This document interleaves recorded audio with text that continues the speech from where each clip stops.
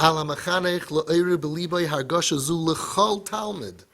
It's a very hard job. I could never do this. You got to love every single, this feeling, dedication, mesirus, has to be for every single child, whoever ends up in that seat in your classroom. Hayladim hayikarim, our precious children, Yalda Yisrael. Chonan oisam Hashem, the Eibishter was chayin in them, grace them.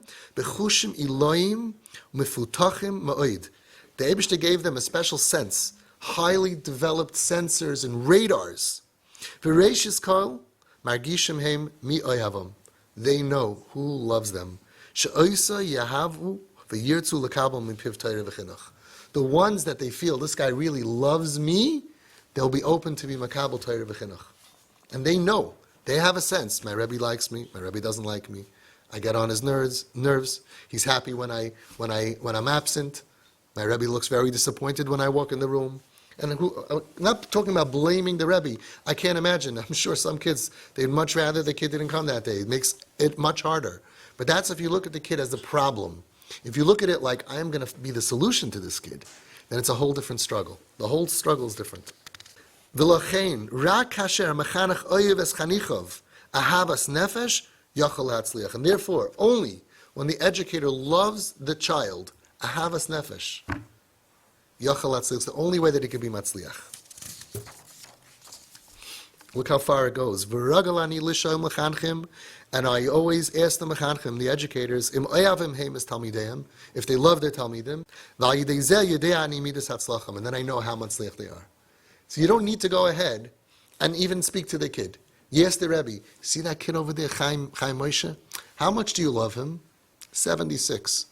The kid probably is doing 76. So I could tell how matzliach the kid is by how much the teacher loves the kid.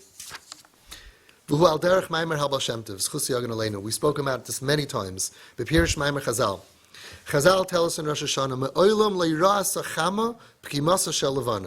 the Chama, the sun never saw the pkima, the lacking of the moon, the flaw. You look at the moon, it's only 20%, 40%. The Chama never sees the lacking. Says the Baal Shem Tov, Chama hi mashpia. The Chama is the mashpia, uluvana hi makabel. The moon is the makabel. Osir l'rav ha-mashpia, l'rois p'gam b'talmidoi ha-makabel. It's osir for the Chama, the Rav who's being mashpia, the teacher, to see the deficits and the flaws of the Talmidim who are the Makabel. Then there's no way to be Matzliach. If you look at the kids in the class and you see, he's a loser, he's a learning disability, he's a dummy, you look at their flaws and you don't see that they're diamonds just with things that are on top of them that you have to polish through to get through, and they're precious and they're going to be amazing adults, then you cannot be Matzliach. Amazing. I wanted to say a pshat, a shtickle pshat, based on this. So the Chama, the sun, doesn't see the dark side of the moon, right? Why? Because the moon is not straight. Some kids are not straight, right? So the Chama doesn't see the part that's like bent behind.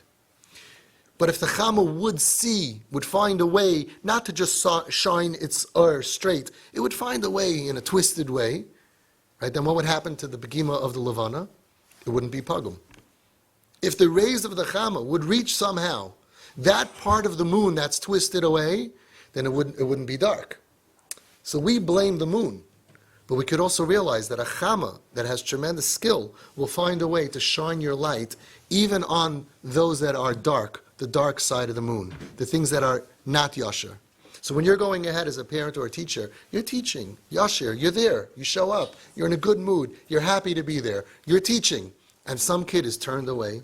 He's in darkness in his brain. So Avada, if you can't shine your light on that dark place to get the smile into the kid, to get your light onto that kid, it's always going to be dark. Right? Because if it wouldn't be a pogrom anymore. You can remove the darkness from your students if you find the skill to find a way to do it. And sometimes it's during class, sometimes it's by recess, sometimes it's in different ways. I'll tell a true story that I love telling with my own daughter. My daughter always dreamed about being a teacher and hopefully eventually a principal. She has great kaiches, be'ezus Hashem b'li ayin hara. She really can be a fantastic educator. She came back from seminary and she very excitedly got her first job. She's teaching, gewaldig. She started work that Sunday, Monday, Tuesday, Wednesday, Thursday. Friday night, she tells me after the meal, she says, "Ta, what do I do?" When I walk into the classroom, there's one girl who's cuckoo. She's nuts. She just jumps up and down. She says, Mora, can we go ahead? Can we not study today? She just disrupts the whole class. And she gets another 2, 3, or 4 of the shvacha kids who are also not so into it. She gets them crazy. And then, I don't know, I can't teach. She disrupts, the whole classroom ends up being disrupted. She says, I spoke to the principal. The principal said, she's a troubled kid. Do what everybody else does. Ask her to leave the room. And next year, she's not coming back to this school. They solved the problem. So she looks at me and she says, "Ta, what do I do?" So I told her, listen, if you cannot figure out how to teach with her in that seat, and your only solution is that she leaves the room, then I think you should quit. It's not a job for you. So she looks at me with that look, and she's like, whoa, like her whole career, her whole future that she's building up, her whole high school and seminary to be a teacher, and that's what she wants, to be a mashpia, and she's great, and she has kaiches. She's like, whoa, like now she's on trial. She's like, whoa, what do you mean? I said, you cannot hurt a Yiddish neshama, period. So if you want to keep this job, I don't believe you come to Shemaim and you say, well, how come you embarrassed this kid? How come you rejected this kid? You told him there's no place for you in this classroom. You say, well, I was a teacher. I don't believe that that's necessarily going to work for you. And even if it's a good patur, you shouldn't live your life that way. There's so many other jobs that you can have that you never have to be a part of pain, hurting, rejecting any neshama. Pick another job. It could be a shaykhut. You don't have to worry about the chickens. You could say, poo. Actually, there's very spooky stories in the Baal Shem Tov of a shaykhut that said that a chicken was treif when it was kosher and it came back as a gilgul. You got to be careful even with chickens. But with chelik el-kami mao, with diamonds, with Hashem's children, whoa. I said, if you can't find a way to not insult her, make her, she will feel rejected. Even though, and here's very interesting, it's her fault. She can't sit normally. Probably not her fault, probably has a reason, right? But bottom line is she is misbehaving.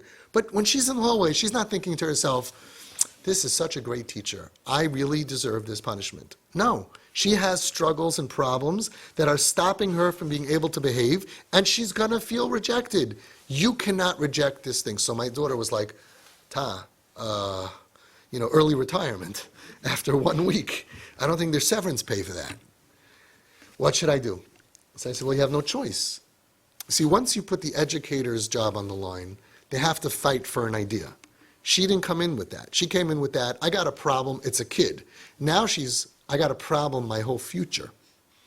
I said, you have to find a way to win over this kid. Because if you win over this kid, then the other kids will behave, and then the whole class will be fine. So here's what happens. A Maisa Shahaya, it's a true story with my own daughter. You can ask her, you could ask, this is true. It's not like from 1,000 years ago. It's true. She came in to class the next day. The kid came running over. Mora, can we have recess? I don't want to play. I don't want to this, da. She says, let's say her name is Khani. So Khani, can you do me a favor? Can you get me a cup of water? Sure, Mora. Everyone else sat down. Khani came in with a cup of water. She said, wow, thank you so much. Wow, you have such pretty eyes. The kid was all shy and embarrassed, and she sat in her chair. The next day she comes in to teach. Mora, can you help me? Can you whatever? She says, Khani, can you get me a cup of water? Sure, Mora. Everybody sat down, starts teaching. She came in 2 minutes later with a cup of water. She goes, oh, I never noticed your headband before. It's so pretty. On Wednesday, the menaheles walked through the halls, looks through the window, and sees my daughter teaching an entire class with no chair empty, with everybody sitting and listening. Wednesday. She was so amazed, she knocked on the door, she disrupted, she couldn't wait. She disrupted the class, she called my daughter out, and she said, what did you give her? Like, which pill?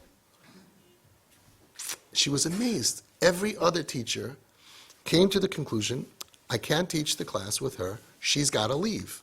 My daughter had to come up with another plan because she didn't want to lose her job. And that same kid that so many other teachers said, no hope, no way, impossible, my daughter won over with a cup of water and a few compliments. And she lasted and lasted and lasted. So the point is, we have to be dedicated. We see the kids, the teachers see the kids with the darkness. 20% darkness, 80% darkness. Some kids, we know unfortunately statistically, about 1 out of 5 kids are molested as children. It's a horrible statistic. So if you have 30 kids in your class, between 5, 6, 7, around that, are molested. We know that there are kids whose parents are fighting, divorced families. We know there are kids who are poor. We know that all kinds of problems. And you come in and teach, and of course you have a couple of kids there just open and ready, and that's wonderful. Everybody knows what Rav Steinman said. He said the 4 kids in the class that know everything and do everything, and they respond to you beautifully, that's your Olam Hazeh. Right? The 4 kids in the class who you want to throw out and reject, and you have to work with them, that's your Olam Haba.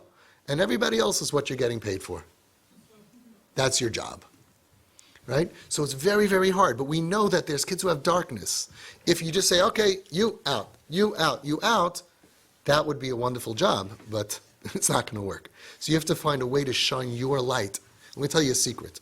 Kids at any age look at adults like we are angels. We have so much power. If you show an interest in a kid, they respond to that. They respond to that. A kid in 3rd grade looks at a 6th grader like he's Moshe Feinstein, Gadol Adar, and Superman all wrapped up in one.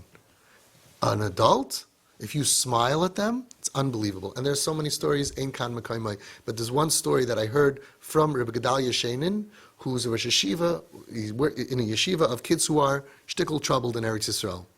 They found a kid in his school. It's a regular yeshiva. It's just, kids are a little bit, but they're still yeshivish kids. There was a kid who they caught with an iPhone, with internet, open internet, in the yeshiva. Not only in the yeshiva, in the classroom during shiur, under his desk. That's like the worst possible crime. They went to Rav Steinman, and they said, what should we do?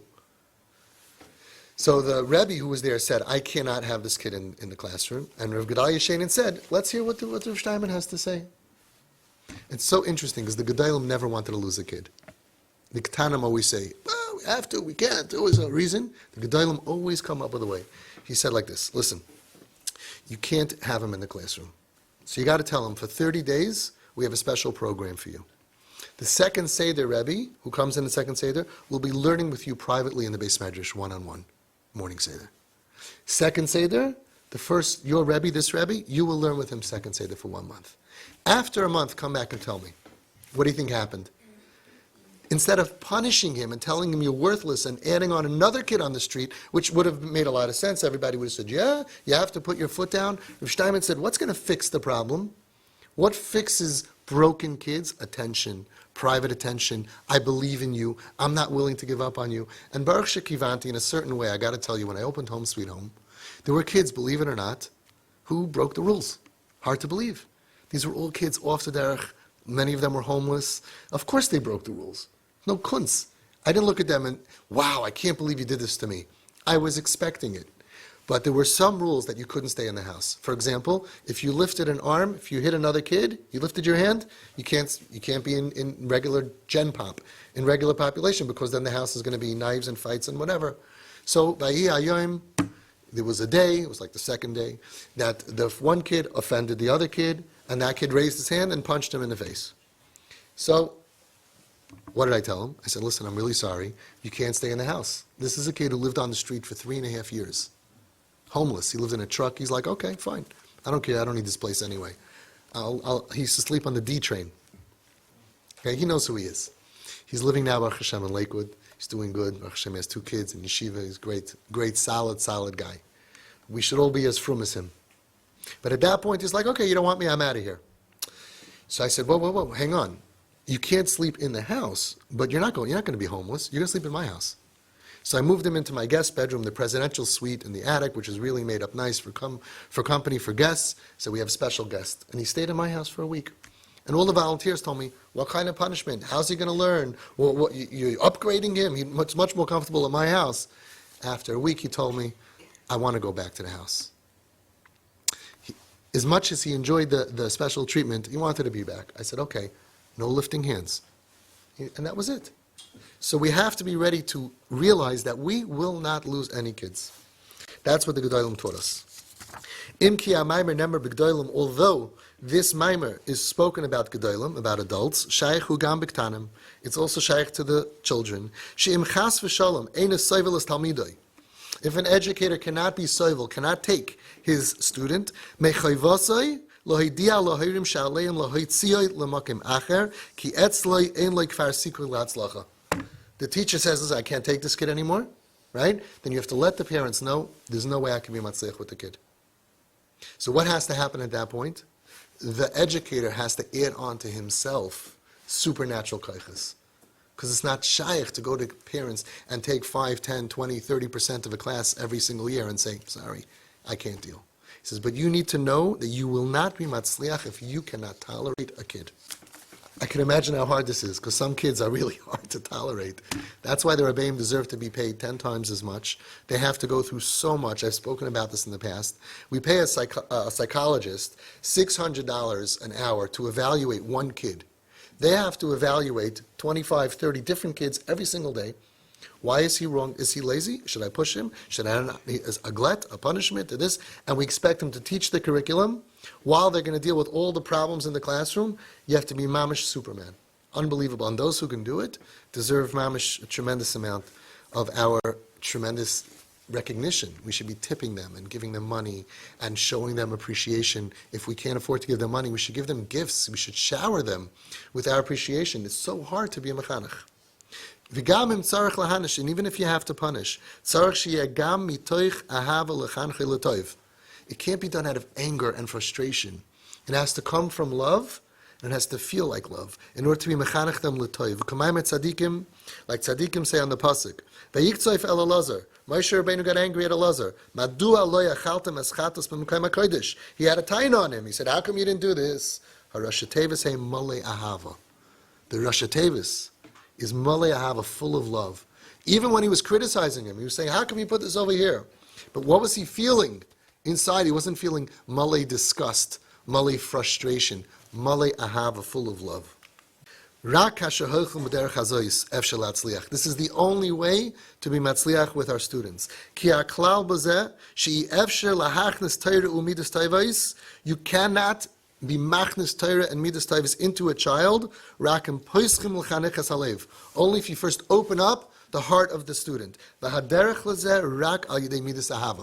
There is no other way to open up a heart of a child. So they could be sitting there. They could even hear the information. They could even repeat the information. Listen very carefully. But they're not machnis it into their being. You hear what he's saying over here? The kid can get 100. The kid can go ahead, be the type of kid that listens to everything, yeah, sure, gets 100. But if you don't have love for that kid, his heart did not open up. If his heart doesn't open up, you're not machnis the Torah and the information and the whole Yiddishkeit and feelings of Yiddishkeit, your Shemayim, Midas Tavis, into their heart. And there's only one key. Isn't that interesting? There's only one key, and that's called love. If you don't love the kid, you're not going to get the information into his being.